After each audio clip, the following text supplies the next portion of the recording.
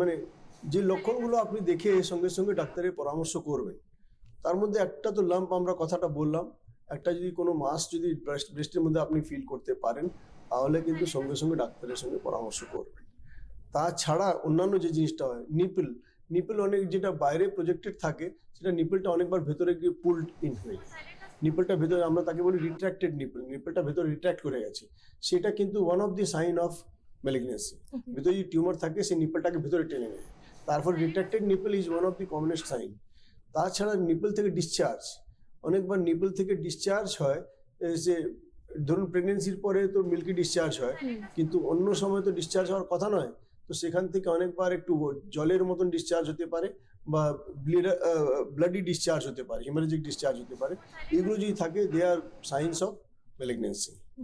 তাছাড়া ছাড়া যেটা হচ্ছে, যদি ধরুন স্কিনের কালার চেঞ্জ হচ্ছে,